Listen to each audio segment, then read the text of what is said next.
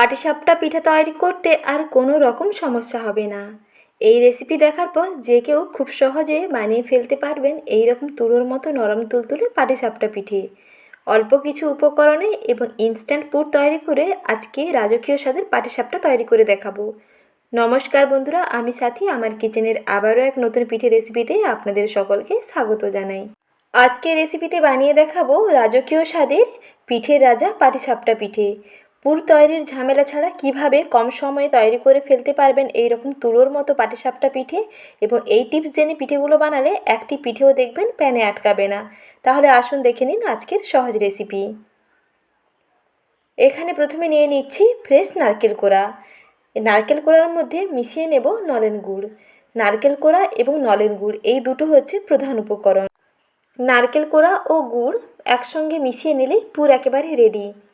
এটা আপনারা কড়াইতে একটুক্ষণ পাকিয়ে নিয়েও পুর তৈরি করে রাখতে পারেন, তার জন্য একটু সময় লাগবে। তবে ইনস্ট্যান্ট হাতে কম সময় থাকলে ইনস্ট্যান্ট যদি পিঠে বানাতে চান তাহলে এইভাবে ইনস্ট্যান্ট পুর তৈরি করে ফেলুন।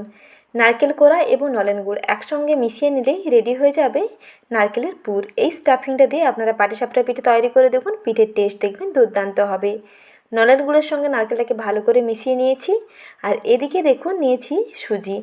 সুজিগুলোকে প্রায় 30 মিনিট মতো সময় নিয়ে আমি জলে ভিজিয়ে নিয়েছি।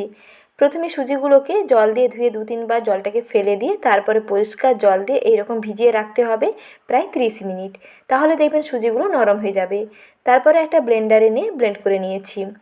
এখানে আর কিন্তু বেশি জল দেওয়ার প্রয়োজন নেই। যখন মিশ্রণটাকে একটু পাতলা করবেন তখন এর সঙ্গে জল মেশাবেন। প্রথমেই দেখুন সুজিটাকে ব্লেন্ড করে নেওয়ার পরে সুজির ঘনত্ব এইরকম আছে। এখন সুজিটা অনেকটাই ঘন আছে। এখন এই সুজির পেস্ট একটা বাটির মধ্যে নামিয়ে নিচ্ছি।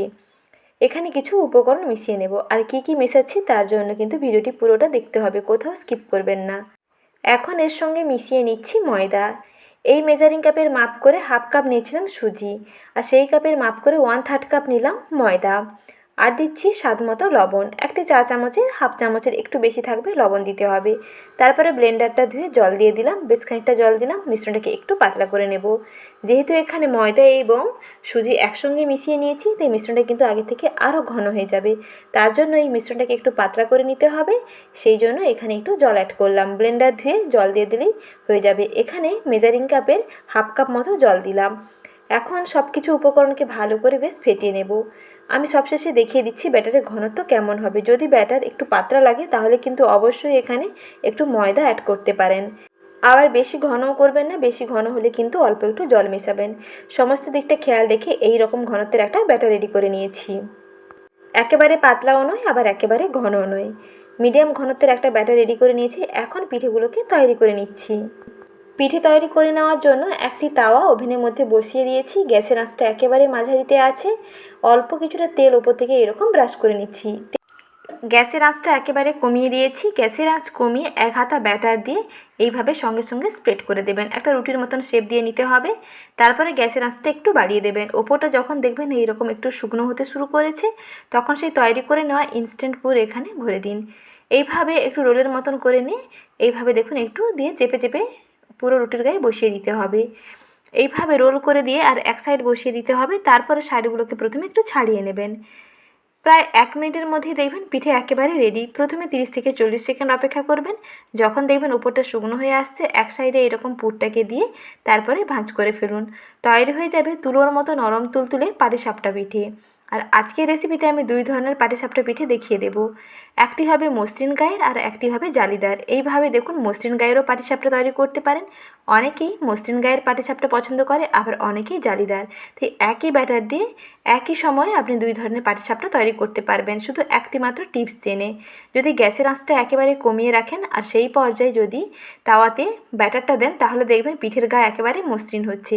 আর যদি গ্যাসের আঁচ বাড়ানো থাকে, কড়াইটা বেশি গরম হয়ে যায়, তাহলে পাটিসাপটার গা দেখবেন জালিদার হবে। একই ব্যাটার দিয়ে আপনি 2 ধরনের পাটিসাপটা তৈরি করে ফেলতে পারবেন। ঠিক একইভাবে আমি আরও একটি পিঠে তৈরি করে নিচ্ছি। চুলার আঁচ একেবারে মাঝারিতে রেখে আবারও 1 হাতা ব্যাটার দিয়ে এইরকম সঙ্গে সঙ্গে গোল শেপের একটা রুটি তৈরি করে নিলাম। এটা আপনারা খুব তাড়াতাড়ি করে নেবেন, না হলে কিন্তু কড়াইতে ব্যাটার দেওয়ার সঙ্গে সঙ্গেই দেখবেন ব্যাটারটা জমাট হতে শুরু করবে। এই রুটিটা যখন তৈরি করবেন পুরো তাওয়াতে কিন্তু স্প্রেড হবে না।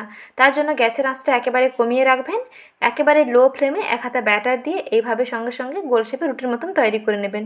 তারপরে চুলার আঁচটা একটু বাড়িয়ে দেবেন। যখন দেখবেন পিঠের ওপরটা একটু ড্রাই হতে শুরু করেছে, তারপরে এক সাইড বরাবর এইভাবে পুর দিয়ে তারপরে ফোল্ড করে নিলেই রেডি হয়ে যাবে তুলোর মতো নরম তুলতুলে পাটিসাপটা পিঠে। আর এইভাবে পাটিসাপটা পিঠে বানালে একটি পিঠেও দেখবেন প্যানে আটকাবে না। আপনারা যে কোনো কড়াইতেই তৈরি করে ফেলতে পারবেন। ননস্টিকের কড়াই ছাড়াও যে কোনো কড়াইতে এইভাবে সুজি ও ময়দার পরিমাপটা সমানে রেখে যদি তৈরি করে ফেলতে পারেন তাহলেই তৈরি হয়ে যাবে তুলতুলে পাটিসাপটা পিঠে।